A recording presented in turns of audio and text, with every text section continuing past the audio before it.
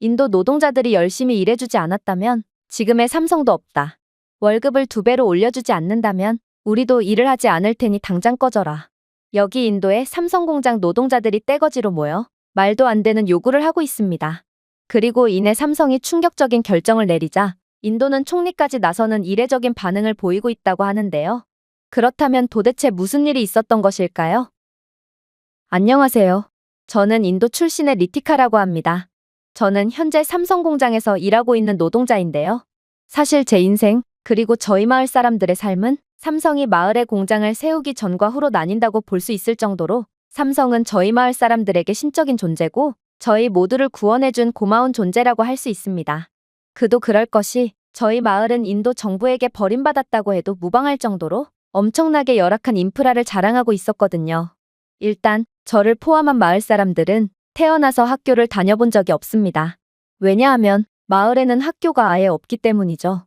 마을에는 학교는커녕 기본적인 책이나 교사조차 전혀 없었고 따라서 저희 마을 사람들에게 글자를 읽고 쓰는 건 정말 꿈 같은 소리였습니다. 때문에 저희 마을은 문맹률 98%라는 인도 최악의 문맹률을 자랑했고 그야말로 미래가 없는 마을이라고 할 수 있었죠. 당연히 병원도 사치였습니다. 저는 10남매 중 둘째로 태어났지만 지금 남은 동생들은 단 4명밖에 없는데요.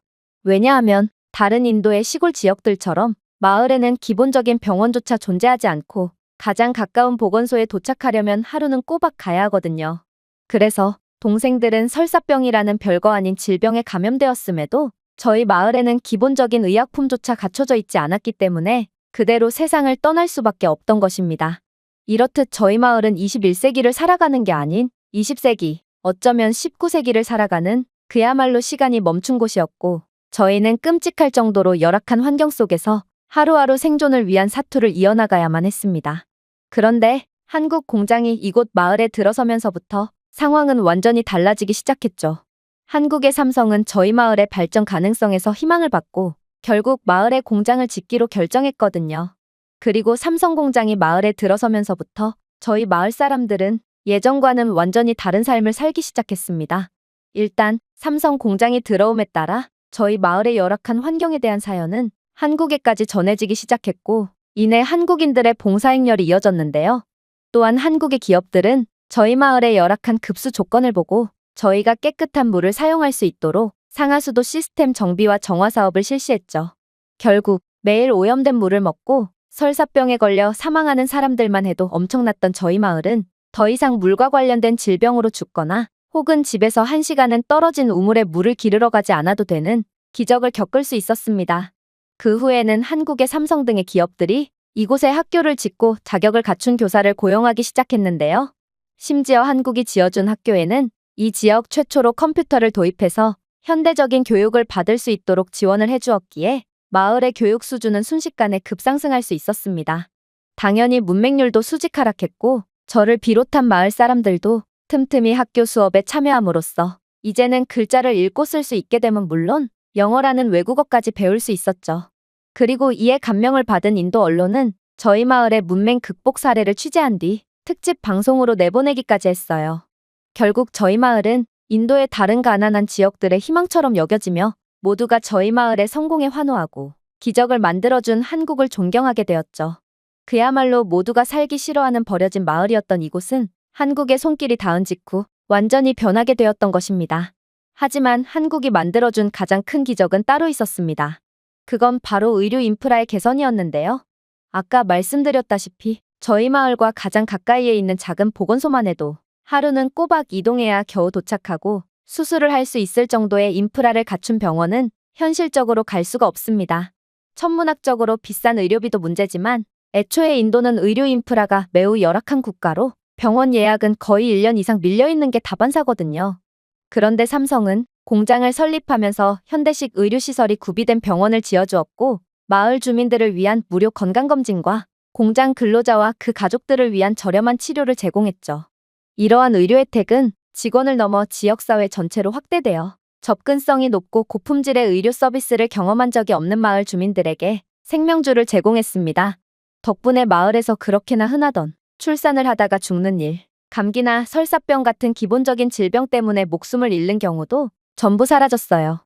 심지어 삼성은 다른 공장들보다 더욱 높은 임금과 식사 지원 등의 환상적인 복지까지 제공했는데요. 덕분에 가난해서 굶어 죽던 저희 마을의 운명은 한국 덕분에 180도 뒤바뀌게 되었죠. 하지만 그렇게 평화롭고 행복한 일만 가득할 줄 알았던 마을에는 일순간 충격적인 상황이 닥치게 되었습니다. 그건 바로 삼성 공장에서 근무하던 인도 노동자들이 단체 파업을 시작했기 때문인데요. 사실 저는 일공정 노동자들 사이에서 파업 이야기가 나돌 때 이건 그저 헛소문일 거라고 생각했습니다. 삼성을 배신한다는 건 그야말로 황금알을 낳는 거위에 배를 가르는 것과 다름이 없었거든요. 삼성은 저희에게 막대한 임금과 강력한 복지를 제공했고 이것보다 더 많은 요구를 하는 건 지나친 욕심이었어요. 하지만 탐욕에 눈이 먼 인도인들은 한국이 저희를 사람답게 살 수 있도록 도와줬다는 사실도 잊은 채 그대로 파업을 진행해버렸습니다.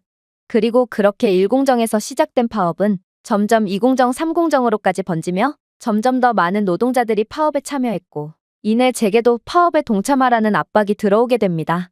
그러나 저는 도저히 파업에 참여할 수가 없었습니다. 그건 바로 막내 라울 때문이었죠. 라울은 태어나자마자 소아마비를 앓게 되었고 마을 상황상 병원은 엄두조차 못 냈기에 동생은 제대로 걷지도 못하는 신세가 되었는데요.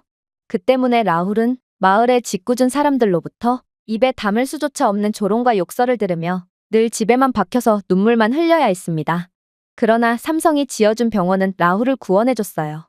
삼성병원에서 일하는 실력 좋은 의사는 라울이 멀쩡히 걸을 수 있도록 다리를 수술해줬고 제가 삼성공장에서 일하는 근로자라는 이유만으로 동생은 거의 공짜 수준의 수술비만 지불할 수 있었는데요. 그야말로 한국은 한 소년의 인생과 저희 가족의 행복을 구원해준 것과 다름없고 그 뒤로 라울은 다리병신 대신 기적의 소년이라고 불리게 되었죠. 그런데 그렇게 저희 가족을 도와준 삼성을 배신하라니 이건 인간으로서는 도저히 해선 안 될 행동이었습니다. 그래서 저는 파업에 동참하는 대신 다른 인도 노동자들에게 항의를 했습니다. 이봐요. 이건 너무한 거 아니에요? 한국이 저희 마을을 위해 해준 것을 생각해보세요. 저희 마을에는 도로조차 없어서 장마철에는 마을 밖을 벗어날 수도 없었고 깨끗한 물과 전기도 없어서 원시인과 다름없는 삶을 살아야 했어요. 그런데 지금은 어떤가요? 한국 기업들은 단순히 공장을 설립하는 것이 아니라 마을 주변의 인프라에 투자해줬고 이들은 포장된 도로를 건설하고 깨끗한 수도 시스템을 설치했으며 전기 인프라까지 설치해주며 저희 마을을 사람이 살 수 있는 곳으로 만들어줬어요. 이러한 개선으로 더 나은 교통, 더 안전한 생활 환경, 위생 개선이 가능해져 더는 수인성 질병으로 죽는 사람도 발생하지 않게 되었죠. 그리고 당신의 어머니만 해도 그래요. 당신의 어머니는 얼마 전 뇌졸중으로 쓰러졌지만 삼성이 세운 병원 덕분에 목숨을 건질 수 있었잖아요. 도대체 인도에서 뇌졸중으로 쓰러지고도 살아난 사람이 얼마나 될 거라고 생각해요?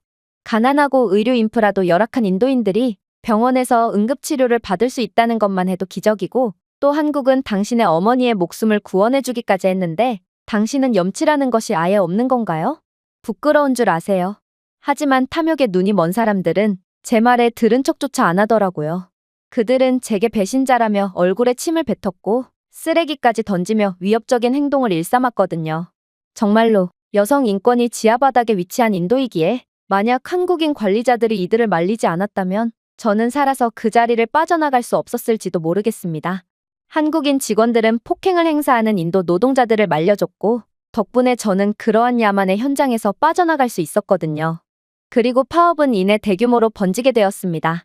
인도 노동자들은 정말 삼성을 털어먹기 위해 작정을 했는지 파업은 1개월 넘게 지속되며 공장은 계속 가동 중지된 상태로 남아 있었는데요. 인도 노동자들은 자신들의 월급을 2배로 올려줄 것이며 모든 인도 축제날에 대한 유급 휴가를 추가해달라며 도저히 받아들일 수가 없는 말도 안 되는 요구를 해왔어요. 그러면서도 자신들이 파업을 한 시간까지 전부 유급으로 쳐서 임금을 달라며 정말 인간이라면 도저히 할 수 없는 요구를 뻔뻔하게 해왔죠. 저는 인간의 탐욕스러움의 끝을 본 것 같아 상당한 불쾌감이 들면서도 현실적인 생각이 들기도 했습니다. 삼성이 이 말도 안 되는 조건을 도저히 받아들일 것 같지가 않았거든요. 그리고 이 정도로 대규모 파업이 진행되는데도 인도 정치권들은 삼성을 도와주기는커녕 오히려 인도 노동자들을 지지하는 듯한 미적지근한 태도를 보이는 것을 보니 삼성은 계약 위반을 밥 먹듯이 하는 인도에서 공장을 유지하는 것에 대해 회의적인 입장을 보일 수도 있겠다고 생각했습니다. 물론 저는 가족들을 위해 계속해서 돈을 벌어야 하는 입장이었기에 언제 끝날지도 모르는 파업 때문에 계속해서 돈을 못 벌고 있을 수도 없었습니다. 그래서 저는 보험을 들어두기로 했죠. 바로 마을의 다른 공장에서의 일자리를 알아보는 거였습니다. 사실 삼성이 보여준 기적은 그저 마을 인프라와 높은 임금뿐만이 아니었어요. 삼성이 마을에 들어오니 다국적 기업들의 공장도 차례차례 마을로 들어오기 시작했거든요. 아무래도 삼성은 글로벌 대기업이고 국제적인 위상이나 신뢰도도 상당히 높은 브랜드였기에 삼성이 구태여 이곳 마을에 공장을 짓는 데는 다 이유가 있을 거라는 신뢰의 인식을 심어준 모양이었는데요. 그래서 미국이나 유럽 등의 공장들도 차례차례 건설되기 시작했고 실제로 제 친구들 몇몇은 이러한 기업의 공장들에서 일하고 있었습니다. 하지만 저는 미국 기업의 공장에서 일하고 있다는 친구들과 만나서 이야기를 나누자마자 그 즉시 경악을 할 수밖에 없었습니다. 왜냐하면 이들의 근무 조건은 열악하기 그지없었거든요. 사실 인도 기업의 공장들에서는 관리자들이 공장 노동자들에게 폭행을 일삼고 또 낮은 임금과 더불어 복지가 전혀 없기로 유명한데요. 부끄럽지만 인도에서는 폭행이나 사기 등이 더 이상 불법이 아닐 정도로 너무나도 자주 일어나고 특히나 자신보다 지위가 낮은 사람에게 폭행을 하는 건 너무나도 당연하게 여겨집니다. 그런데 다국적 기업들은 분명 인도 기업이 아니었음에도 인도 현지법에 최적화된 상태로 운영되고 있었고 미국과 유럽 등의 관리자들은 인도 노동자들을 두들겨 패면서 일을 시키는 자신들의 국가에서는 상상도 못했을 행동을 일삼고 있다고 하더라고요. 물론 인도 현지에 적응된 낮은 임금과 복지가 없는 건 당연했고 그야말로 이들 기업들은 인도의 노동력만을 착취하기 위해서 이곳에 들어왔다는 것을 행동으로 보여주고 있었습니다. 이건 삼성과는 너무나도 차이가 나는 모습이었기에 저는 큰 충격을 받을 수밖에 없었어요. 다른 국적의 기업들은 현지 인프라의 개선이나 마을 사람들의 삶의 질 향상에는 전혀 관심이 없었지만 오직 한국 기업들만은 현지의 사람들과 함께 공생하는 관계를 추구했거든요. 그래서 한국은 그럴 필요가 없었음에도 현지인들에 대한 높은 임금과 복지, 그리고 인간다운 대우와 놀라운 인프라 지원을 보장해줬죠. 당연히 한국인 관리자들이 인도 노동자들을 폭행하는 법도 없었고 늘 인간 대 인간으로서 존중해줬습니다. 그런데 삼성공장 노동자들은 이런 한국을 배신한 거였고 저는 이제는 아무리 같은 인도인이라지만 인도 노동자들의 인간이하의 행동에 치가 떨려오기 시작했어요. 그리고 저는 더 이상 한국 기업이 아닌 다른 기업의 공장에서 일할 수 없는 몸이 되어버렸다는 생각에 그저 고개를 푹 숙일 뿐이었습니다.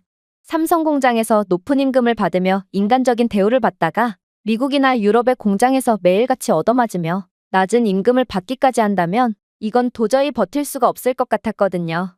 그리고 인도 노동자들이 계속해서 파업을 이어나간다면 정말로 삼성이 공장을 철수시킬 수도 있을 거라는 생각이 들자 저는 패닉에 빠지며 인도 노동자들의 파업을 반드시 막아야겠다고 생각하게 되었습니다. 그래서 저는 인도 언론들의 이러한 인도 노동자들의 불법 파업을 투고하며 언론에서 이러한 장면들을 집중적으로 조명해주길 바랐습니다. 아무래도 인도에서 한국에 대한 이미지는 상당히 좋고 모두가 저희 마을을 완전히 변화하게 해준 삼성을 존경하고 고마워하고 있기에 만약 언론이 인도 노동자들의 이기적인 행태를 집중 조명한다면 상황이 조금은 개선될 수도 있을 거라고 생각했거든요. 하지만 상황은 제 마음처럼 흘러가지 않았습니다. 인도 언론들은 마치 누군가에게 조종이라도 당하고 있는 듯 하나같이 이 문제를 무시할 뿐이었고 파업은 계속해서 장기적인 국면으로 흘러가기만 했거든요.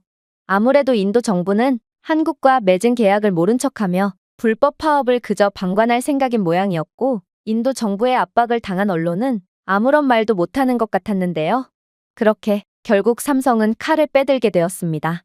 바로 마치 금방이라도 공장을 철수하려는 듯 마을에 지어준 인프라들의 운영을 중지시켰거든요. 삼성이 운영하던 병원은 갑자기 문을 닫았고 근로자와 그 가족, 마을 주민들은 의료 서비스를 이용할 수 없게 되었습니다. 무료 치료에 의존하기 시작했던 마을 주민들은 갑자기 개인 의료 서비스를 위해 감당할 수 없는 돈을 지불해야 할 처지에 놓였고 또 애초에 삼성이 지어준 병원이 없다면 마을 근처에는 아예 병원이 존재하지 않기에 저희는 그야말로 순식간에 100년 이상은 후퇴한 의료 인프라를 가지게 되었습니다. 또한 삼성이 조치를 취하면서 학교와 교육 프로그램까지 전부 폐쇄되었고 결국 수천 명의 학생들이 양질의 교육을 받을 수 없게 되었습니다. 아니 정확히 말하자면 삼성은 학교는 그대로 유지하되 교사 고용이나 교과서 기부 같은 복지를 없앤 거였는데요. 하지만 삼성이 하던 일을 대신 맡아줄 사람이나 기관은 존재하지 않았고, 그렇게 학교는 폐쇄되고 말았죠. 하지만 가장 큰 문제는 따로 있었습니다. 삼성의 조치 후 한국이 지어준 현대적 인프라의 유지보수는 상당한 위험에 처하게 되었거든요. 사실 수도 시스템에 대한 유지보수와 전기 인프라 유지는 한국 기업들의 도의적인 투자 없이는 불가능한 일이었습니다. 가난한 인도의 지방정부는 삼성과 동일한 수준의 인프라 유지보수를 제공할 수 없거든요. 결국 삼성이 손을 놓기 시작하면서부터 마을 전체는 점점 고립 상태로 돌아갔고, 저희가 당연하게 여기던 현대식 편의시설은 더 이상 이용할 수 없는 것으로 바뀌기 시작했어요. 하지만 인도 노동자들은 여전히 정신을 차리지 못했습니다. 이들은 삼성이 없으면 자신들은 아무것도 아닌 존재라는 것을 여전히 알아차리지 못했고, 자신들이 열심히 일해준 덕분에 삼성이 큰 이득을 볼 수 있었던 것 아니냐며, 그리고 인프라를 다시 회수해가는 건 도둑질과 다름없다며 하루빨리 인프라를 원상복구할 것을 요구했거든요. 저는 같은 인도인으로서 조국에 대한 엄청난 부끄러움을 느끼는 동시에 이러한 상황에서 한국 공장까지 철수해버린다면 저희 모두는 다시금 19세기쯤으로 돌아가서 원시인처럼 생활하게 될 거라고 확신했기에 엄청난 두려움을 느끼고 말았습니다. 그리고 그렇게 살얼음판 같은 상황이 지속되던 와중 한국은 정말로 인도 공장의 철수를 선언하고 말았어요. 삼성 입장에서는 계약을 어겨가면서까지 무리한 요구를 하는 인도 노동자들에게 학을 뗄 수밖에 없었고, 이를 방관만 하는 인도 정부를 보고 이 나라에서의 미래는 절대로 없다는 확신을 가진 모양이었는데요. 결국 한국은 더 이상 인도의 공장을 유지할 가치가 없다고 생각하게 되었고, 인도 노동자들은 욕심을 부리다 순식간에 실업자가 되어버린 것입니다. 당연히 마을은 난리가 났어요.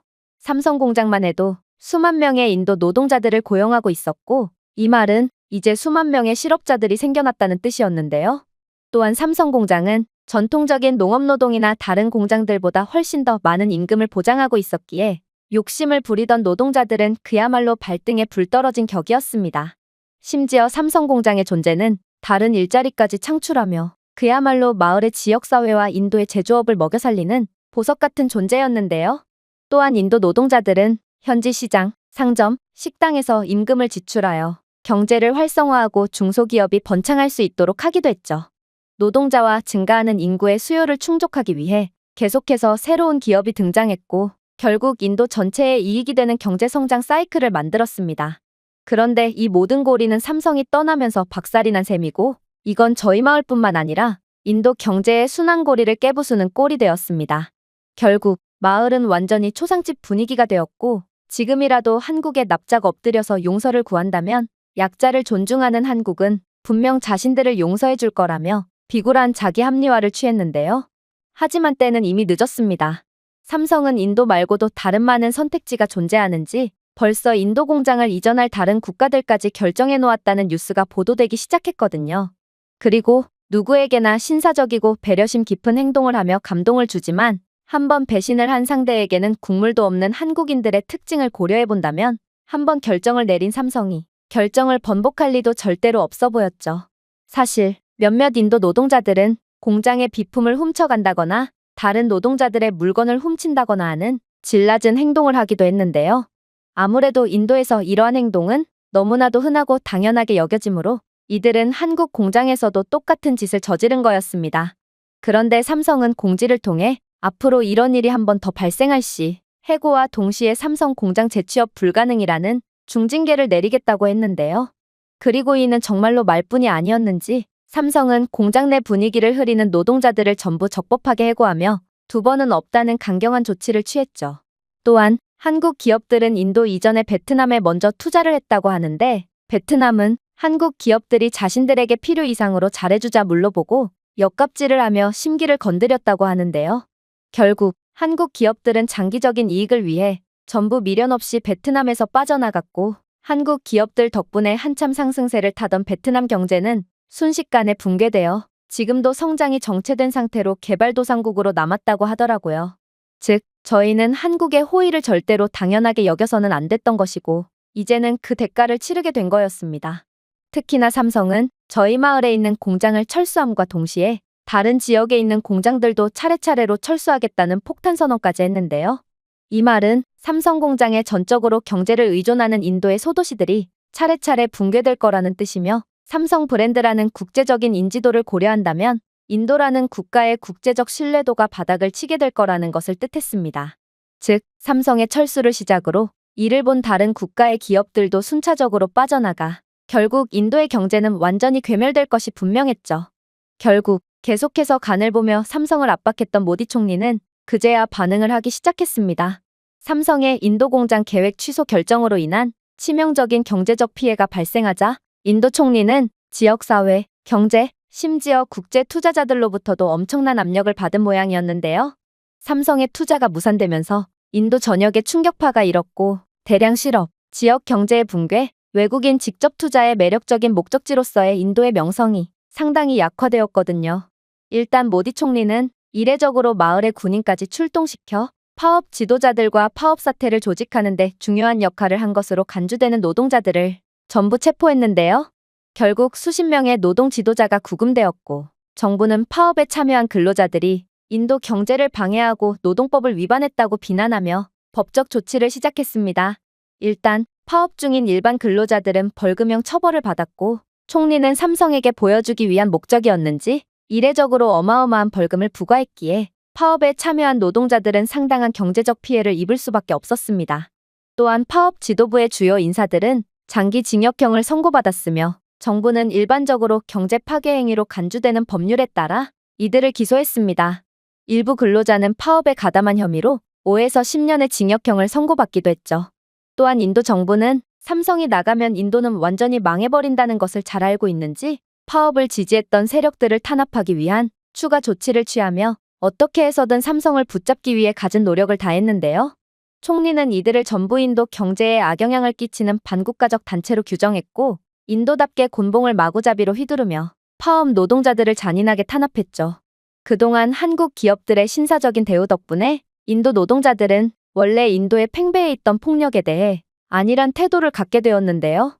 그러나 정부군이 휘두르는 곤봉질은 자신은 그저 인도인 노동자일 뿐이며 삼성이 아니라면 아무것도 아닌 존재임을 상기시키기 딱이었고 결국 군인들의 매질로 정신을 차린 노동자들은 그제야 자기 객관화를 시작하며 자신들의 욕심을 후회해야만 했습니다. 하지만 가장 충격적이었던 점은 따로 있었습니다. 바로 정말 이례적으로 모디 총리가 삼성과 한국 정부에 직접 사과를 했던 거였죠. 모디 총리는 노동자들의 파업으로 인한 혼란에 대해 깊은 유감을 표명하고 인도가 여전히 외국인 투자자를 지원하기 위해 최선을 다하고 있다고 강조했는데요. 그의 사과는 다소 비굴하고 거의 절망적인 것으로 보였지만 한국과의 관계를 개선하고 삼성과의 관계를 회복하기 위한 것이었습니다. 인도 정부를 대표하여 특정 노동자 집단의 불법 파업으로 인해 발생한 불행한 사건에 대해 삼성과 대한민국의 진심으로 사과드립니다. 인도는 항상 외국인 투자를 환영하고 소중히 여기는 국가였으며 앞으로도 그럴 것입니다. 저희는 삼성과 같은 기업이 저희 경제와 국민의 번영에 매우 중요하다는 것을 인식하고 있습니다. 따라서 지금의 일은 용납할 수 없으며 이러한 상황이 반복되는 것을 허용하지 않을 것임을 약속합니다. 그러면서 그는 두 손을 가지런히 모으며 한국에 거의 빌다시피 말을 이어나갔는데요. 저희는 인도가 여전히 선호하는 제조국가로 남을 수 있도록 삼성과 같은 글로벌 기업들에 대한 필요한 모든 인센티브를 제공할 준비가 되어 있습니다. 저희 정부는 이 지역에서 가장 기업 친화적인 환경을 조성하기 위해 최선을 다하고 있으며 다시는 이런 일이 재발하지 않도록 최선을 다할 것입니다. 이건 정말 충격적인 상황이었습니다. 모디 총리는 원래 굉장히 카리스마 있는 인물로 상대가 미국이 됐든 누가 됐든 절대로 굽히지 않는 인물로 유명하거든요. 그런데 삼성이라는 존재가 얼마나 인도에 중요했으면 이렇듯 이례적으로 고개를 숙이며 비굴하게 사죄를 하는 모습을 방송에 송출할 수가 있단 말인가? 저는 역시나 한국은 대단하구나 싶어 혀를 내두를 뿐이었습니다. 그럼에도 삼성은 공장 이전을 멈추지 않으려는 듯 여전히 단호한 태도를 보이고 있지만 저는 제발 삼성이 저희에게 마지막 기회를 줬으면 하는 간절한 소망을 가지고 있는데요. 삼성이 없다면 저희는 그대로 시궁창에 처박힐 것이기에 저는 매일같이 한국이 인도에 남아주길 간절하게 빌며 매일 밤을 눈물로 지새고 있습니다. 제가 준비해온 내용은 여기까지입니다. 끝까지 시청해주셔서 진심으로 감사드리며 여러분들의 구독과 좋아요, 알림 설정은 영상 제작에 큰 힘이 됩니다. 이상 세모튜브였습니다. 한국 대기업? 필요 없으니 당장 나가라. 태국에서 나간다면 후회하는 쪽은 한국일 것이고 노동력이 없는 한국의 제조업은 그 즉시 붕괴될 것이다. 현재 태국 외교부 장관이 충격적인 발언을 했고 이에 대해 한국은 직접 행동으로 옮긴 상태인데요. 그리고 한국이 행동을 한 직후 태국의 운명은 완전히 뒤바뀌고 말았다고 합니다. 그렇다면 태국에서는 대체 어떤 일이 일어나고 있는 것일까요? 안녕하세요. 저는 미국 출신의 제임스라고 합니다. 저는 현재 태국의 한 대학교에서 경제학 교수로 재직 중이며 동시에 태국 정부의 경제자문을 맡고 있는데요. 그런데 최근에는 정말 태국 전역을 뒤흔드는 엄청난 사건이 발생했고 저는 눈코 뜰 새 없이 바쁜 시간을 보내게 되었습니다. 그건 바로 태국 내 한국 기업 공장에서 일하는 태국인 노동자들이 단체로 파업을 했기 때문인데요. 사실 이건 매우 황당한 상황이었습니다.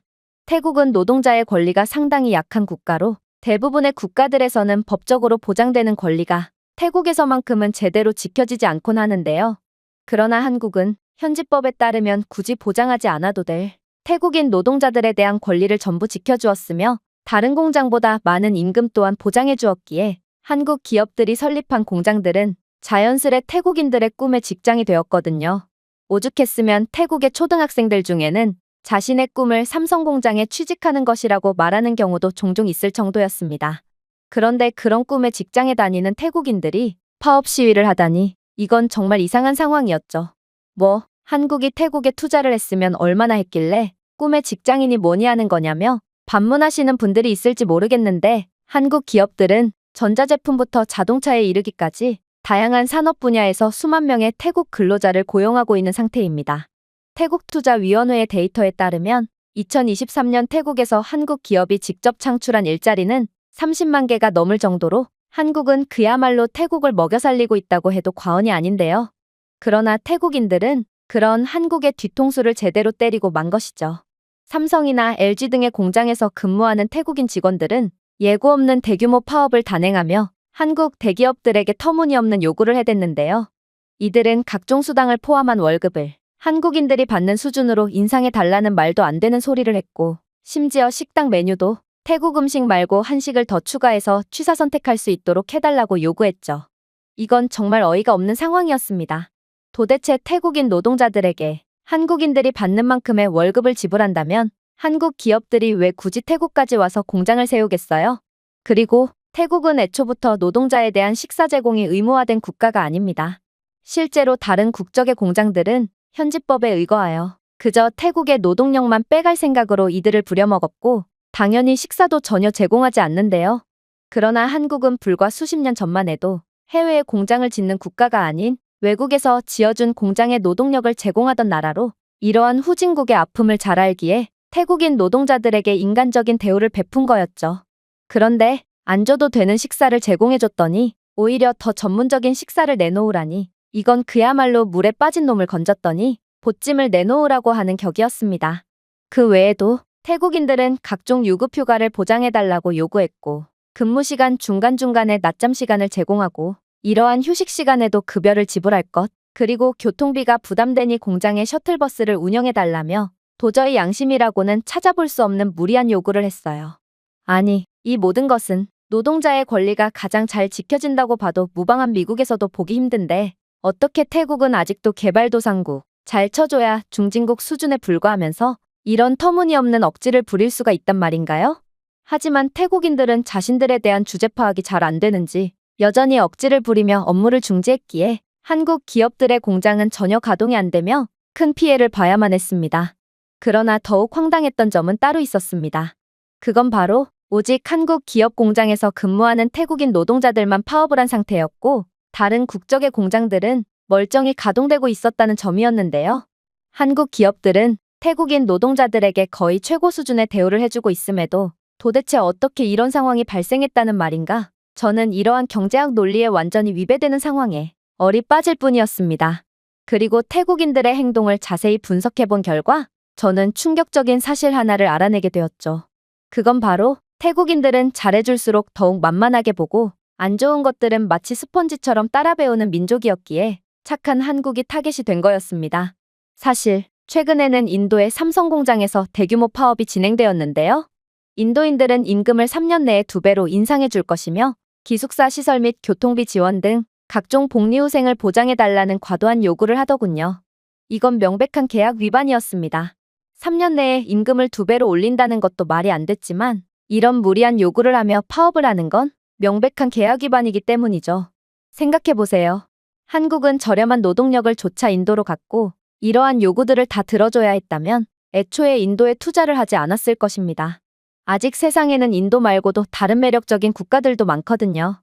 그러나 인도는 억지를 부리기 시작했고 처음에는 그렇게나 한국 기업들 보고 인도에 공장을 유치해달라며 파리처럼 손발을 싹싹 빌어댔던 인도 총리는 상황이 이렇게 되자 나 몰라라 하며 파업을 방치했고 결국 삼성은 이 문제에 대해 골머리를 앓아야 했습니다. 그런데 태국인들은 인도의 사례를 통해 삼성이 파업에 약하다는 것을 인지하게 되었고 이에 한술 더 떠 급여를 한국인 수준으로 맞춰달라는 미친 요구를 일삼았던 것이죠. 그리고 태국의 경제를 책임지는 역할을 맡은 저로서는 이건 스스로 자멸하는 미친 짓이라고 생각할 수밖에 없었습니다. 지금 태국인들은 자신들이 갑의 위치에 있다고 착각하는 모양인데 현실은 갑은 당연히 한국이고 태국은 을의 수준에도 못 미치는 수준이며 태국인 노동자들이 좋은 대우를 받는 까닭은 이들이 잘나서가 아닌 그저 한국이 매우 신사적인 국가기 때문이거든요. 생각해보세요. 태국에 위치한 삼성의 전자 공장만 해도 8,000명 이상의 태국인 직원이 근무하며 글로벌 시장을 위한 가전, 스마트폰 및 부품을 생산하고 있습니다. 이러한 공장은 일자리를 제공할 뿐만 아니라 승수 효과를 발생시키죠. 삼성 내에서 창출되는 모든 일자리는 공장 근로자를 대상으로 하는 물류, 서비스 및 현지 비즈니스에서의 추가 일자리가 창출되거든요. 예를 들어 한국 기업에서의 3만 명의 고용은 관련 부문에서 약 30만 개의 추가 일자리를 창출하는 것으로 알려져 있는데요. 이는 지역 경제를 활성화하고 많은 태국 가정의 소득 안정을 제공하죠. 심지어 한국 기업들과 다른 국적의 기업들과의 결정적인 차이점이라면 이들은 태국의 발전을 위해서도 힘쓴다는 것입니다. 한국 기업들은 태국을 생산기지로 활용할 뿐만 아니라 기술 이전에도 관여하여 태국이 제조 및 혁신의 가치사슬을 앞당길 수 있도록 돕고 있거든요. 한국 기업들은 교육 프로그램과 여러 투자를 통해 태국 근로자 및 기업과 첨단 기술을 공유하여 주요 산업의 생산성과 전문성을 향상시키고 있는데요. 태국에 있는 삼성의 공장만 해도 생산 라인의 50%의 자동화된 스마트 제조 시스템이 장착되어 있고 이로 인해 지난 5년 동안 생산성이 30% 이상 증가하여 인건비를 절감하는 동시에 제품 품질을 개선하고 있거든요. 물론 연구개발에 대한 투자도 마찬가지입니다. LG, SK그룹 등의 한국 기업들은 태국의 에너지 솔루션과 가전제품을 중심으로 현지 연구개발센터를 설립했는데요. 예를 들어 SK이노베이션은 태국의 전기자동차 배터리 기술을 연구하는 연구개발센터에 5억 달러를 투자하여 태국을 미래 배터리 생산의 잠재적 허브로 만들었죠. 이건 정말 놀라운 모습이었습니다. 사실 냉정히 말한다면 한국은 태국이 어찌되든 아무런 상관이 없는 국가거든요. 오히려 태국의 발전이 정체된다면 인건비 상승도 멈추기 때문에 한국 기업들 입장에서는 저렴한 인건비로 공장을 운영할 수 있어서 더욱 이익이 될 수도 있겠죠. 하지만 한국은 더 어려운 사람들을 위해 당장에 자신들이 얻게 될 이익을 기꺼이 포기하는 놀라운 국가였고 태국의 노동력에 대한 정당한 대가를 지불하면서도 태국 발전에 큰 공헌을 해줬습니다. 그러나 태국은 한국의 이러한 호의를 뒤통수로 갚다니 저는 아무리 태국에서 일하고 있지만 태국인들의 이러한 웃는 얼굴 뒤에 감춰진 악랄한 모습에 학을 떼고 말았습니다. 그러면서도 만약 한국 기업들이 태국에서 철수하기라도 한다면 태국은 엄청난 경제적 손실을 입고 국가 괴멸에 이르게 될 것이 분명했기에 저는 경제 전문가로서 이번 일은 절대로 좌시해서는 안 된다고 생각하게 되었죠. 그래서 저는 태국 정부회의가 끝난 뒤 곧바로 태국 외교부 관계자를 찾아가 따지듯 물었습니다. 현재 한국 기업의 공장에서 근로하고 있는 태국인 노동자들이 단체 파업을 일삼고 있는 거 아시나요? 도대체 태국의 정부 관계자들은 무슨 자신감으로 이들을 그냥 내버려 두는 건가요?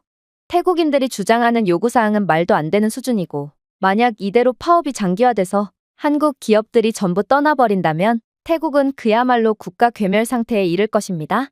그때 가서 후회해봐야 나름 동남아의 맹주라고 불리고 있는 태국은 동남아에서도 가장 못 사는 후진국으로 전락해 있을 뿐이라고요. 그런데 외교부 유력 관계자는 제 말을 듣고 픽 웃더니 이내 경악을 금치 못할 말을 해오는 거 아니겠어요? 걱정이 너무 많으신 것 같네요. 저희가 이러한 파업을 말리지 않는 데는 그럴 만한 이유가 있기 때문입니다. 왜냐하면 한국은 제조업 운영에 있어서 태국 외엔 더 나은 대안이 없기 때문이죠. 태국의 전략적인 위치와 노동자들의 수준을 좀 보세요. 태국은 다른 수출국으로 뻗어나가기 딱 좋은 지리적 요건을 가졌고, 태국인들은 근면 성실하고 착하기에 훌륭한 생산성을 보여주고 있죠. 즉, 한국은 아무리 태국의 요구에 부담을 느낀다고 해도 태국보다 더 나은 국가를 찾기 힘들기에 결국 요구 조건을 받아들일 수밖에 없다는 것입니다. 물론 저 또한 한국의 선진적이고 인도주의적인 경영 방식에는 박수를 보내고 있습니다. 한국은 태국의 노동력을 사용하면서도 태국의 자체적인 발전을 위해 여러 가지 노력을 해주었거든요. 하지만 저는 이런 점을 오히려 기회로 보고 있습니다. 바로 이런 바보 같은 한국을 이용하며 어떻게 해서든 조금이라도 더 뽑아먹는 것이죠. 이렇듯 한국에 계속해서 압박을 가한다면 한국 기업들은 기술 이전에 더 많은 투자를 해줄 것이고, 이는 태국이 첨단 제조업 경제로 전환하는데 도움이 될 것이 분명하거든요.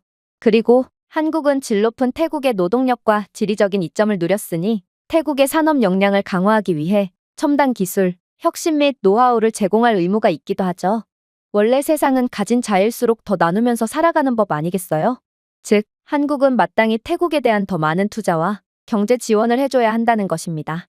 한국 기업들은 태국에서 벌어간 돈의 일부를 태국에 재투자해야 할 것이고, 스마트 시티나 교통 네트워크 같은 태국의 대규모 인프라 프로젝트 사업에 대한 지원을 약속해야 합니다.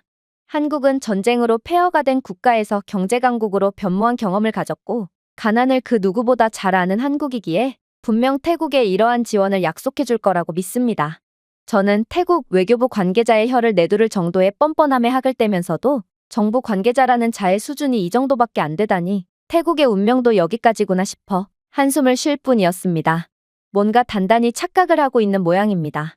한국에 있어서 태국이 유일한 대안이라뇨. 한국에겐 태국보다 훨씬 더 저렴한 대안이 존재합니다. 한국은 기술과 제조 분야의 글로벌 강국으로 노동력이 저렴한 베트남, 인도네시아, 심지어 파키스탄 등지로 공장을 쉽게 이전할 수 있으며, 실제로 각국 정부는 한국의 첨단 산업을 유치하기 위해 더 경쟁력 있는 인센티브를 제안하고 있습니다. 이건 당연한 거죠. 한국은 세계 최고의 경제대국이며 기술력의 수준 또한 미국에 버금가는 최정상의 모습을 보이고 있거든요. 이 말은 한국은 더 많은 현지인들을 고용할 수 있다는 말이고, 또 제조 공정조차 짓지 못할 정도로 기술 수준이 열악한 국가들에겐 그 자체만으로도 희망과 기회의 상징이 되어주기 때문입니다. 또한 한국의 막대한 국력을 바탕으로 한 인도주의적 투자와 지원은 분명 전 세계의 개발도상국들의 부러움과 열렬한 박수를 자아내고 있습니다. 그래서 태국의 경쟁자라고도 볼 수 있는 이러한 국가들은 한국 기업을 수용할 수 있는 인프라와 물류 네트워크를 키우고 있고, 이는 분명 한국에 있어서 태국 말고도 더 많은 선택지가 생기고 있다는 것을 의미합니다. 그리고 태국의 인건비가 다른 동남아시아 국가에 비해 높은 편에 속한다는 것도 주목할 만한데요. 태국의 인건비는 동남아 최고 수준이고, 이는 태국에서의 운영 유지 비용이 곧 한국 기업의 이익보다 더 클 수 있다는 것을 의미합니다. 그럼에도 태국 정부는 한국의 간을 보며 단체 파업을 방관하고 있다니 이건 태국을 멸망으로 이끌 최악의 악수라고 볼 수 있습니다. 현재 태국은 자신들의 노동시장을 크게 과대평가하고 있습니다. 한국 기업들은 베트남, 인도네시아, 그리고 다른 동남아 국가들처럼 노동력이 저렴하고 정부가 더 파격적인 인센티브를 제공하며 정치적 여건이 양호한 다른 국가로 쉽게 제조업을 전환할 수 있습니다. 그리고 많은 한국 기업들이 이미 한 국가에 대한 과도한 의존을 피하기 위해 공급망을 다각화한 상태죠. 즉, 태국은 한국에 압박을 가하는 게 아닌 제발 가지 말아달라고 바짓가랑이를 붙잡고 늘어져도 모자랄 상황이라는 것입니다. 또한 저는 태국이 한국에 투자를 강요하는 것도 전혀 이해가 가지 않습니다. 한국은 굳이 하지 않아도 되는 투자와 인프라 건설, 그리고 태국인 노동자들에 대한 막대한 복지를 제공했습니다. 그럼에도 태국은 고마워하는 태도를 보이기는커녕 오히려 이러한 한국의 호의를 이용하려고 하기만 하다니 당신들은 한국에 대해 아예 모르고 있는 것 같아 안쓰럽기까지 하군요. 한국은 약자에게 약하고 강자에게 강한 대표적인 국가로 개발도상국들에게 마냥 퍼주는 이들의 모습은 얼핏 보면 멍청해 보이기까지 하지만, 이러한 한국의 호의를 당연하게 여기는 순간 그 나라는 한순간에 지옥으로 변할 것입니다. 대표적으로는 베트남이 그렇죠. 베트남 또한 태국처럼 투자와 경제 원조를 혼동하며 주제도 모르고 한국에 더 많은 이권을 요구했습니다. 그리고 그 결과는 어떤가요? 한국 기업들은 일시적으로 베트남에서 철수하기 시작했고, 이로 인해 천문학적인 경제적 피해를 입은 베트남은 자신들은 언제든지 대체될 수 있는 부품 같은 존재임을 인식한 뒤 부랴부랴 한국에 대한 뻔뻔한 입장을 철회하고 한국 기업들에 대한 친화적인 정책을 펼치기 시작했죠. 그러나 베트남은 이미 한국의 신뢰를 잃었고, 한국의 신뢰를 잃은 베트남은 현재 경제 성장률이 급감하며 영원히 개발도상국으로 남을 위기에 처해 있습니다. 태국은 잘 생각해야 합니다. 물론 인도 노동자들이 단체 파업을 한 것은 맞지만 태국 노동자들은 인도 노동자들보다 몇 배나 더 많은 임금을 받고 있는 상태며, 이건 사실상 한국 기업의 공장의 이익 마지노선이라는 것을 기억해야 합니다.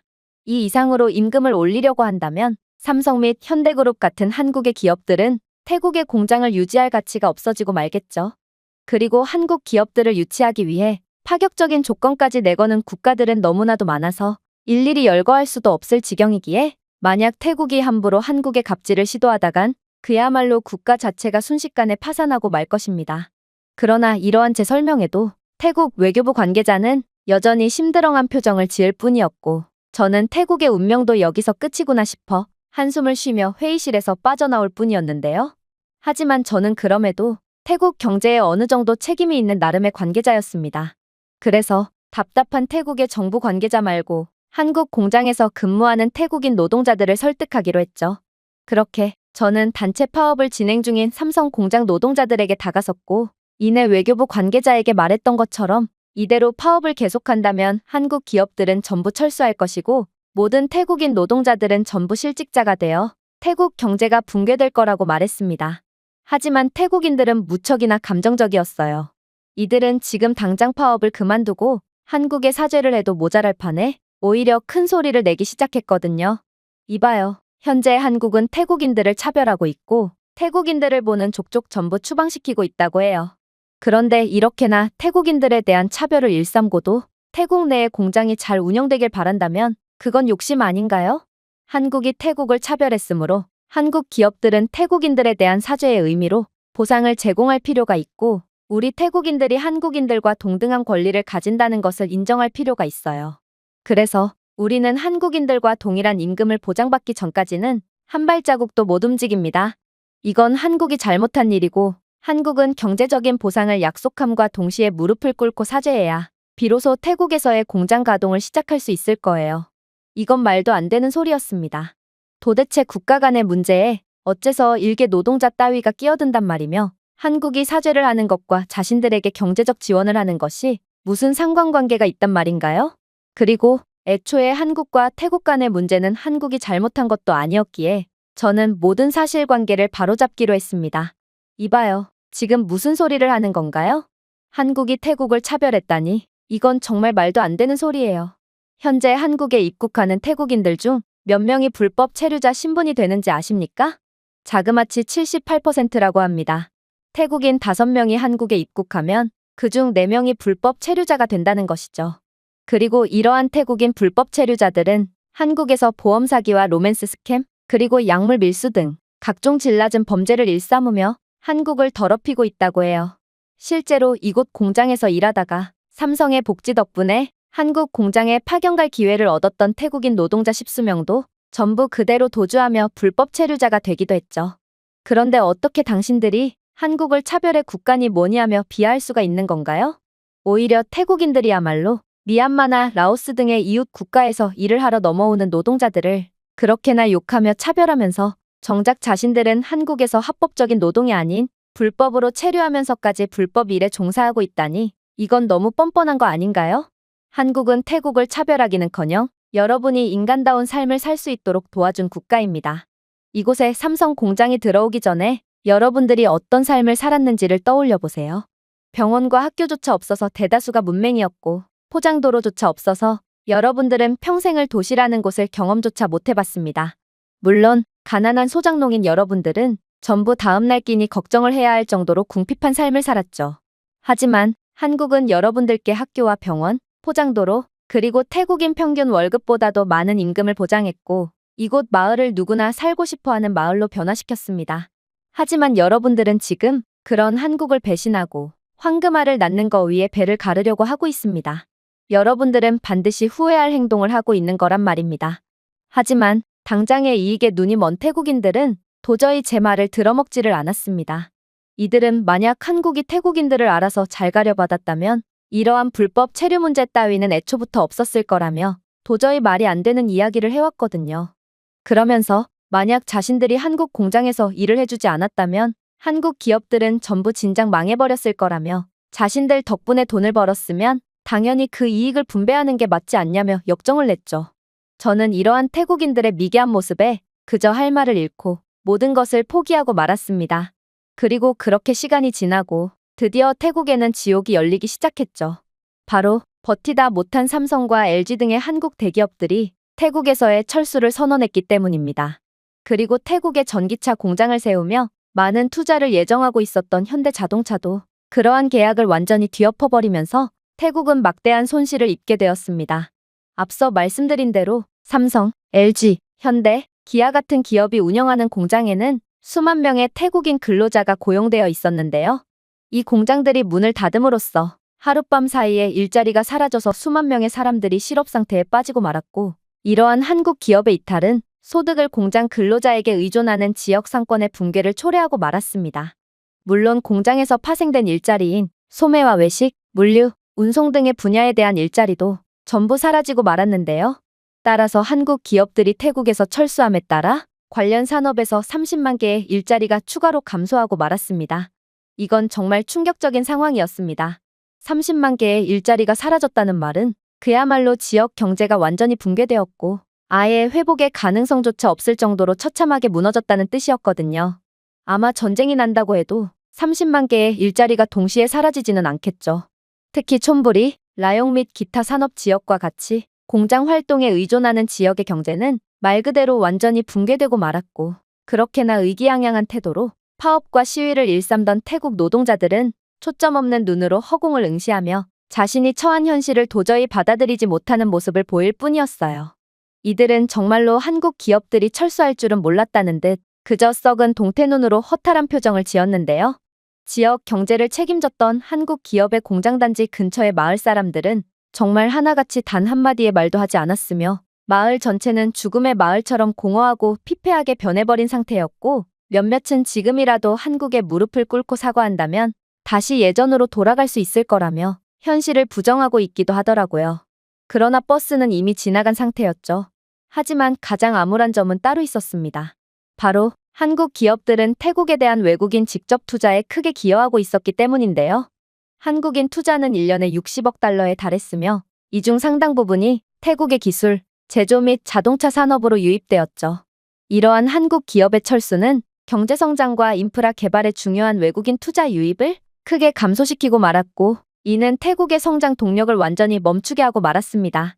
사실 태국은 경제 수준만 놓고 보자면 아직도 개발도상국 수준으로 다른 나라의 투자에 국가 성장을 완전히 의존하고 있었는데, 그중 가장 큰 고객인 한국을 잃었으니 태국은 발등에 불이 떨어진 수준이 아닌 용암이 떨어져 발을 아예 잘라내게 된 상황이었죠.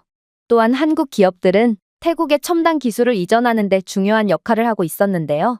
삼성의 스마트 제조 사용과 현대의 전기 자동차 생산 투자는 태국이 전자 및 자동차 부문의 가치사슬을 발전시키는 데 도움이 되었죠. 그러나 이제 이들 기업은 철수하게 되었고, 이는 기술 이전이 중단되어 태국이 기술적으로 정체되었음을 의미했습니다. 더욱 처참했던 건 이러한 기술 이전은 그 어떤 나라에서도 하지 않는 오직 한국에서만 하는 인도주의적 정책이었기에 태국은 한국 덕분에 얻은 기술력으로 동남아 맹주의 자리에 올랐지만 이제는 베트남 수준보다도 아래로 떨어질 일만 남게 된 거였습니다. 즉, 태국은 지금 당장에도 엄청난 손해를 봤지만 장기적으로 보면 괴멸적인 피해를 입은 것과 다름없고, 한국 기업이 빠져나간 태국의 미래는 도저히 앞이 보이지 않는 수준까지 이르게 된 거죠. 그리고 이렇듯 상황이 극단적인 상황으로까지 치닫자 그렇게나 임금을 올려달라며 시위를 하던 태국인 노동자들은 단체로 무릎을 꿇고 절을 하며 한국 기업이 제발 다시 돌아와 주기를 기원하는 행진을 하고 있는데요. 이들은 자신들이 무슨 짓을 해도 한국 기업들이 주는 임금보다 많이 받을 수는 없다는 것을 뒤늦게 알아차린 모양이었지만 이미 때는 너무 늦었고, 공장에서 퍼져나간 실업과 경제 불황의 공포는 점점 태국의 도시로까지 번지며 태국의 경제를 완전히 붕괴시키고 있었습니다. 물론 태국의 외교부 관계자도 마찬가지였습니다.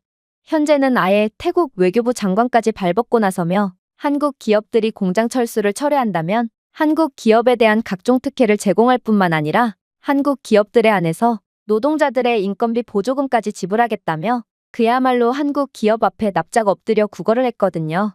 그러나 그렇게나 바보같이 퍼주기만 했던 한국은 한번 배신을 한 상대에겐 국물도 없었습니다.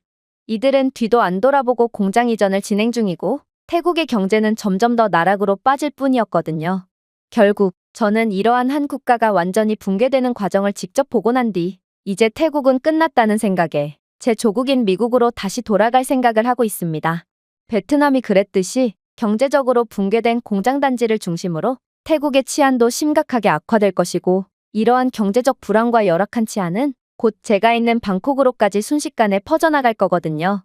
저는 한국의 뒤통수를 치고 망해버릴 뻔했던 베트남이 걸어온 길에서 교훈을 얻지 못한 태국에 깊은 유감을 표하며 태국 노동자들의 절규 섞인 비명을 애써 못 들은 척 한 채 고국으로의 귀환을 준비 중에 있습니다.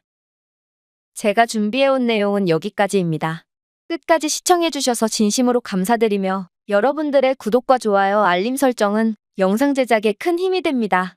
이상 세모튜브였습니다.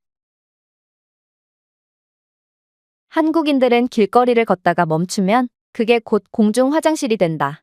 야만인 한국인들은 태국에서 전부 쫓아내야 한다. 여기 한국에 대한 터무니없는 비난을 일삼고 있는 태국인 사이버 부대원이 있습니다. 그런데 그녀는 중국의 사주를 받고 한국 비난을 이어나가다가 우연히 가게 된 한국에서 충격적인 경험을 하고 태세를 완전히 전환하고 말았다고 하는데요. 그렇다면 그녀가 한국에서 대체 어떤 경험을 했던 것일까요? 안녕하세요. 저는 태국 출신의 룽나파라고 합니다. 저는 현재 중국계 IT 회사에 재직 중이고 나름 성공적인 커리어를 이어나가던 중이었는데요.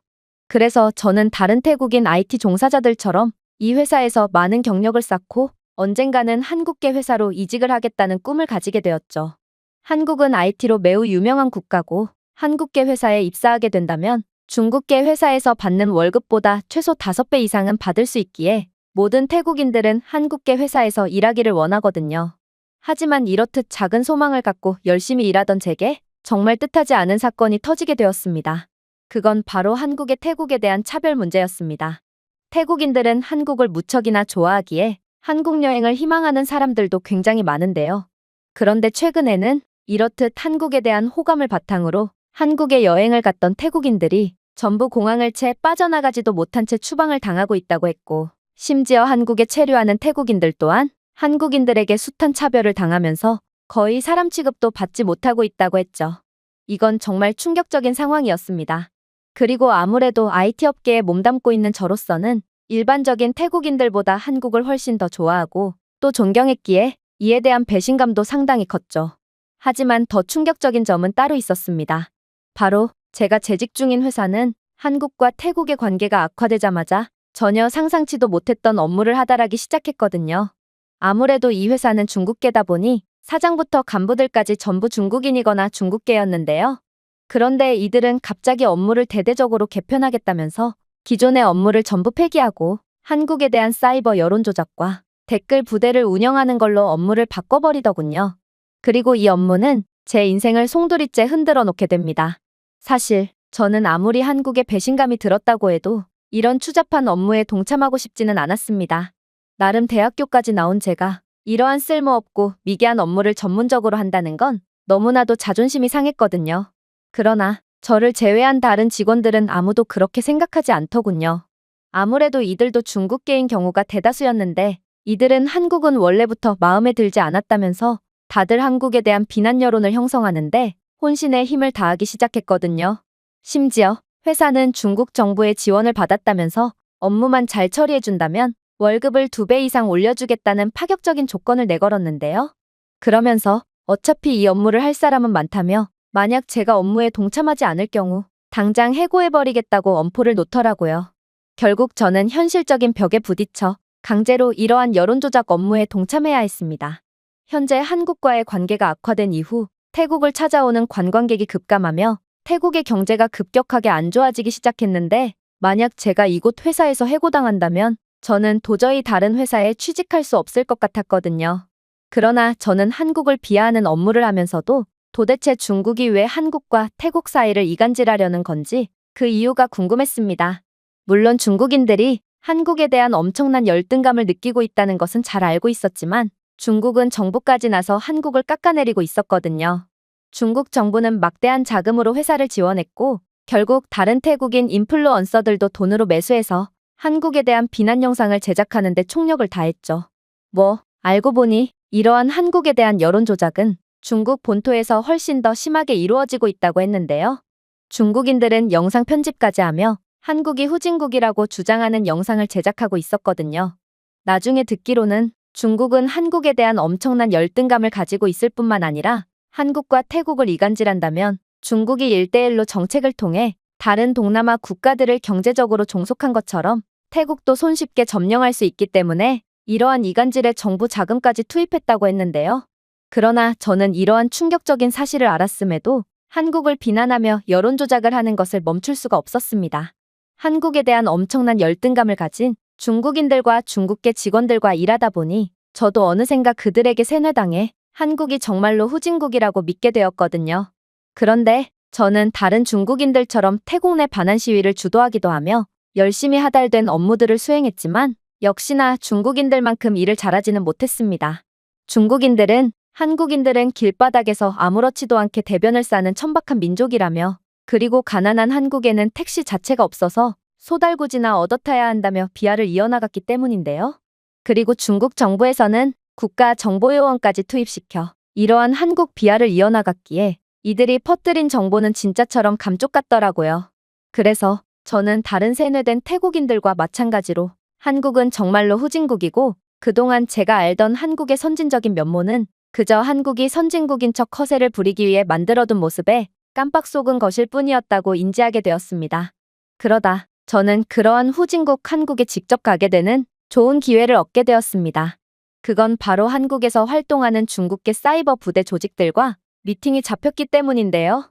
그리고 태국인으로서 태국의 현지 상황과 태국인들의 사고방식을 아주 잘 알고 있던 저는 그렇게 파견 기회를 얻을 수 있게 된 거였죠. 그런데 한국행은 시작부터 뭔가 심상치 않더라고요. 왜냐하면 난데없는 항공기 결함이 발생하게 돼서 비행이 계속 지연되었는데 또 비행 중에도 항공기에 결함이 발생해서 까딱하면 큰 사고로 이어질 뻔했고 또 그만큼 추가적인 지연이 발생하게 되었거든요. 저는 이러한 태국 항공사의 안일함에 학을 떼고 말았습니다. 사실 부끄러운 말이지만 태국인들은 책임감이 없고 게으른 경우가 많은데요. 그래서 태국 항공사들은 비행기에 눈에 띄는 결함이 생길 때까지 사전 점검이나 정비를 하지 않는 경우가 많기에 갑작스러운 결함으로 인한 지연과 이러한 뜻하지 않은 사고가 종종 발생하곤 합니다. 저는 승객들의 목숨이 걸린 비행에서도 비용 등의 문제로 이러한 안일한 태도를 보이는 태국에 학을 떼면서 그렇게 한국에서의 일정을 시작하려고 했습니다. 그런데 저는 이내 전혀 상상치도 못한 경험을 하게 되었습니다. 왜냐하면 갑자기 한국인 공항 직원이 달려오더니 지연으로 인해 거의 하루를 통째로 날려버린 저를 포함한 승객들 전부에게 충격적인 말을 해오기 시작했거든요. 이번 장기 지연으로 인해 미리 예약해둔 교통편과 숙박 등 모든 계획에 차질이 생긴 분들에게 유감의 말씀을 드립니다. 아울러 인천공항 측에서는 공항을 이용해주신 여러분들의 피해를 위로하고 조금이나마 구제를 해드리기 위해 약소하게나마 혜택을 준비하게 되었습니다. 그러면서 그녀는 예상치 못한 지연으로 숙박 문제가 생긴 고객들에게는 공항 내에 위치한 호텔 숙박권을 제공하고 교통예약 문제가 생긴 사람들에게는 공항을 편리하게 빠져나갈 수 있도록 공항 택시비 50% 할인 쿠폰을 제공하겠다고 했는데요. 사실 이건 인천공항 측의 문제가 아니었고 전부 승객들의 목숨을 담보로 안일한 비행을 펼친 태국 항공사 측의 문제였음에도 인천공항 측은 고객들의 편의를 위해 이러한 놀라운 서비스를 제공한다는 점이 정말 믿기지가 않았습니다. 이건 분명히 태국이 잘못한 일이었음에도 전부 한국이 책임져 준 것과 다름없었거든요. 저는 태국에서 듣던 것과는 다른 이러한 상황에 어리둥절할 따름이었습니다. 한국은 분명 태국인들을 차별한다고 했지만 제가 실제로 겪은 한국은 저와 함께 한국에 방문한 태국인들을 전혀 차별하는 법이 없었고 심지어 저를 포함한 많은 태국인들은 한국의 최첨단 수속 시스템을 통해 3초 만에 한국에 입국했으며 전 세계 어디에서도 받을 수 없는 환대까지 받을 수 있었거든요. 저는 애초에 한국의 태국에 대한 차별이 존재하긴 하는 건가 싶어 당황할 따름이었는데요. 아무래도 태국인들이 이런 한국에서 차별을 받았다면 그건 분명 태국인들이 잘못을 했거나 아니면 이 모든 것이 중국의 이간질로 인해 상황이 악화된 걸 수도 있다고 생각했습니다. 아무튼 그렇게 저는 처음 와본 한국에서 충격적인 경험을 한 뒤 친절한 한국인 공항 직원이 예약해준 택시를 탑승하게 되었죠. 사실 저는 택시의 퀄리티에 대해서는 그다지 기대하지 않았습니다. 왜냐하면 분명 중국인들은 가난한 한국은 30년은 넘은 고물 자동차도 택시랍시고 검은 매연을 뿜어대며 운영하고 있고 이마저도 없어서 서울을 제외한 곳에서는 소달구지에 탑승하며 겨우 이동하고 있는 게 현실이라고 했거든요.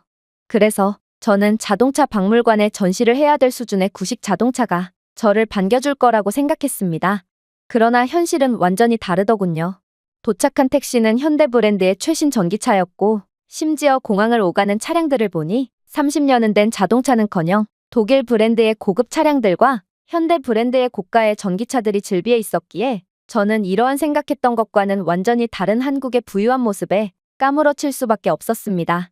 하지만 한국의 택시는 뭘 이런 걸 가지고 놀라냐는 듯 더욱 충격적인 장면을 보여주기 시작하더군요.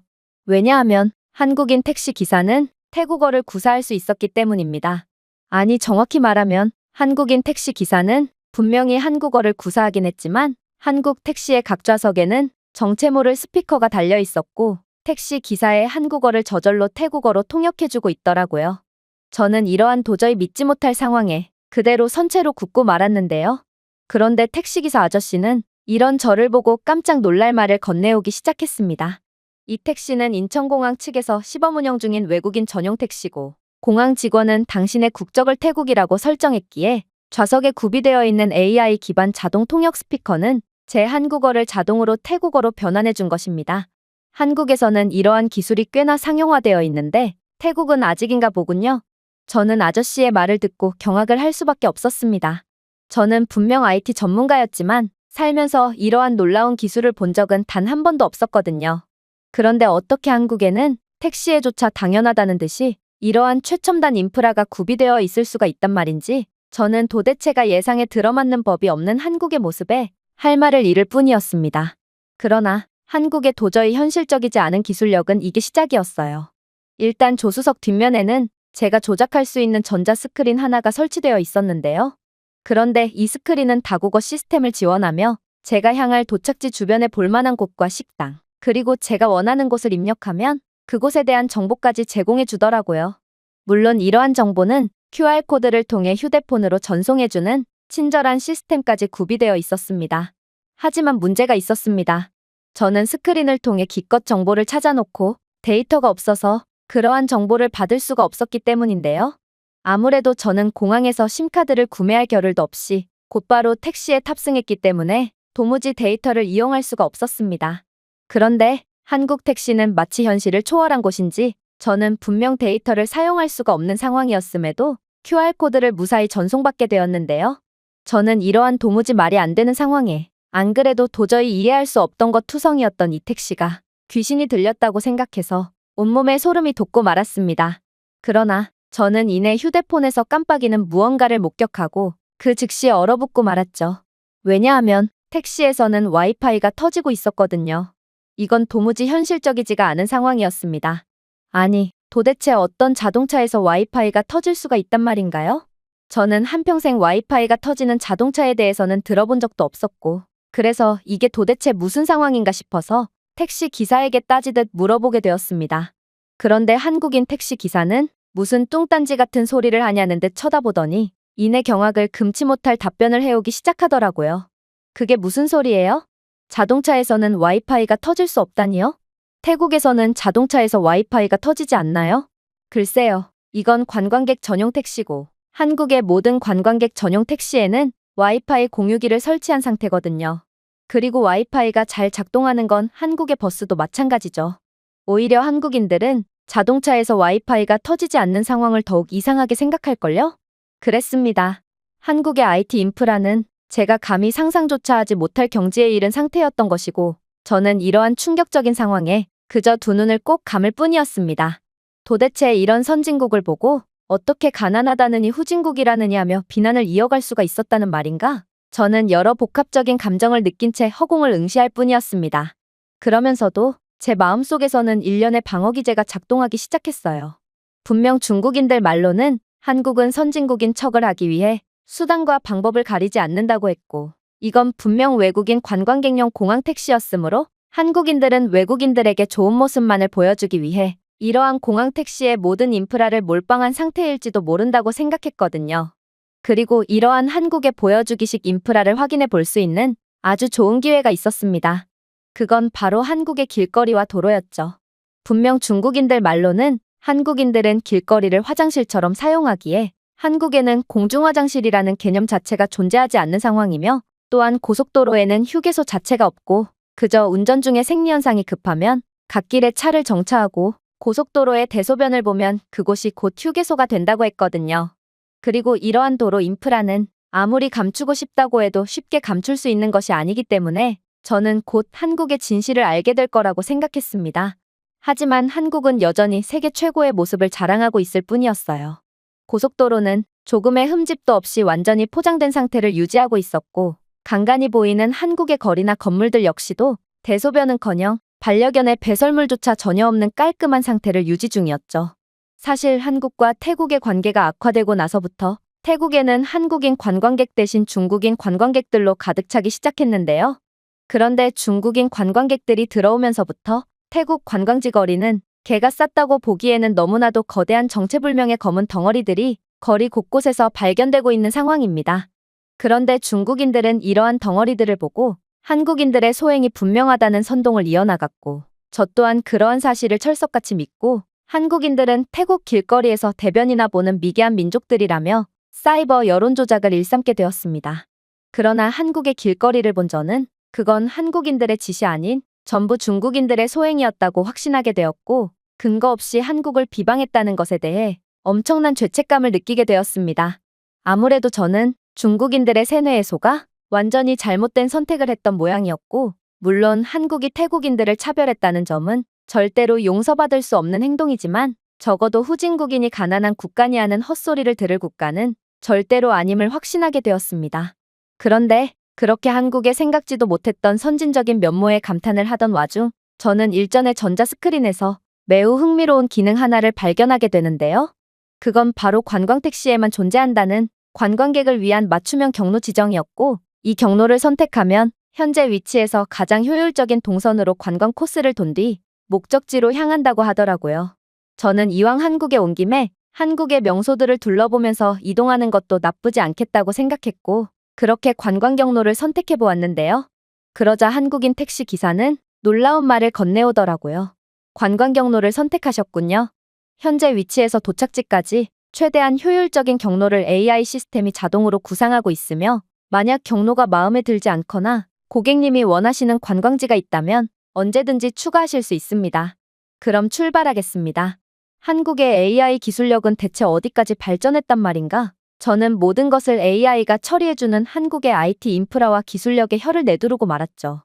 아무튼 그렇게 저는 처음 코스인 경복궁에 도착하게 되었습니다. 그리고 저를 둘러싸고 있는 웅장한 건축물과 한국의 풍부한 역사가 담긴 풍경에 즉시 감탄하고 말았죠. 고대 궁정 건물과 멀리 우뚝 솟은 현대식 마철로가 어우러진 대조는 숨막힐 정도로 아름다웠고, 궁궐 주변의 산세가 평온함의 분위기를 자아냈기에 매우 신비로운 느낌마저 들었거든요. 또한 저는 아시아 최고의 관광대국은 당연히 태국이라고 생각하고 있었지만, 한국의 경복궁에는 이미 수많은 외국인 관광객들로 가득 차 있었고, 저는 이러한 태국과 견줄 정도의 어쩌면 태국을 능가하는 한국의 인기에 정말 깜짝 놀라고 말았습니다.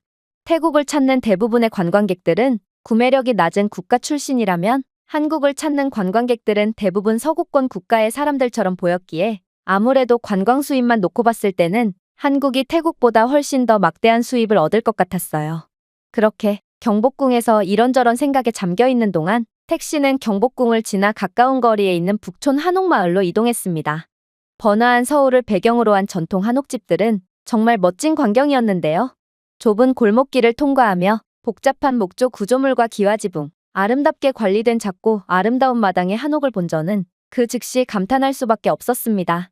높은 곳에서 바라본 풍경은 서울의 현대 도시 경관과 전통 건축물이 어우러져 오래된 것과 새로운 것이 어떻게 조화롭게 공존하는지에 대한 독특한 관점을 제공했고, 수많은 한국인들과 외국인들이 한국의 전통 의상인 한복을 입고 거리를 걷는 모습은 더욱 독특한 분위기를 자아내고 있었죠.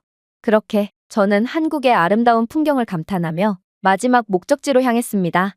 마지막 목적지는 유네스코에 등재된 비밀의 정원으로 유명한 창덕궁이었습니다. 이곳은 아마도 제 택시 투어 중 가장 마법 같은 곳이었을 텐데요. 심지어 저는 창덕궁의 매력적인 자태에 잠시 택시를 세우고 창덕궁에 직접 들어가기까지 했을 정도였어요.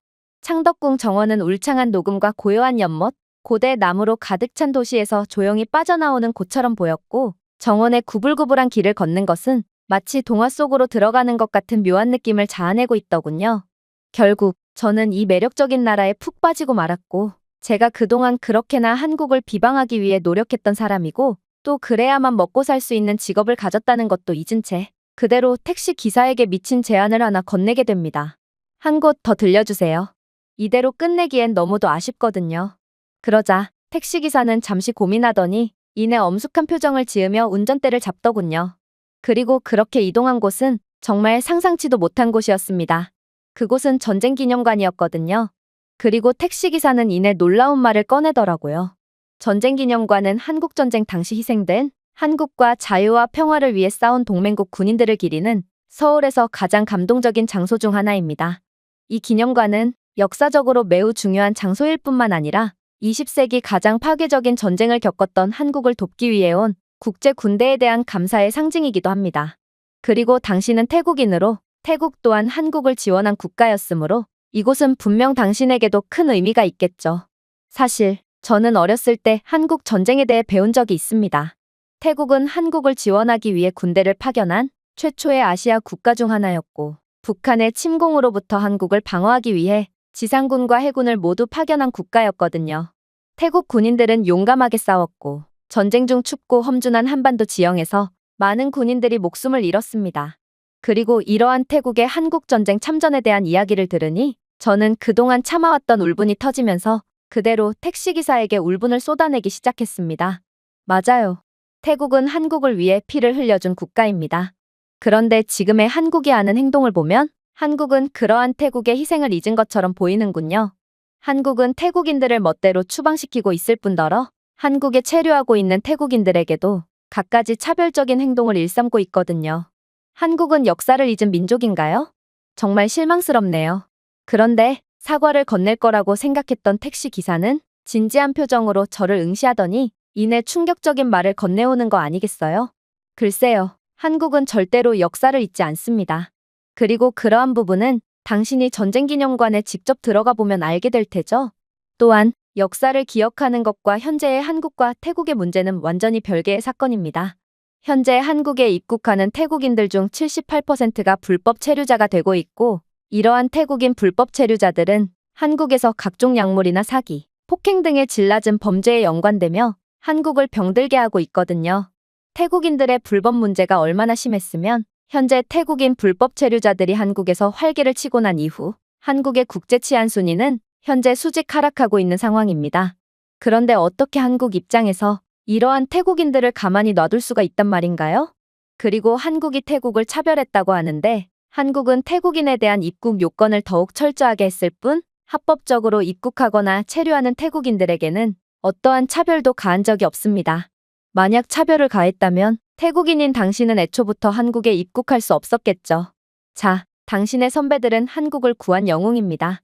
그런데 그 후배들은 개인적인 이익을 위해 선배들이 목숨을 걸고 지켜준 나라를 도리어 망치고 있다니 이 얼마나 부끄러운 일이란 말인가요? 그러나 한국인들은 이러한 한국에서 불법적인 행동을 일삼는 태국인들을 비판하면서도 태국이 한국 전쟁 참전국인 고마운 국가라는 사실은 잊지 않고 기억하고 있습니다. 우리는 역사와 현재의 문제를 분리해서 생각하고 있다는 것이죠. 그러니 그러한 차별이라는 말은 삼가주시기 바랍니다.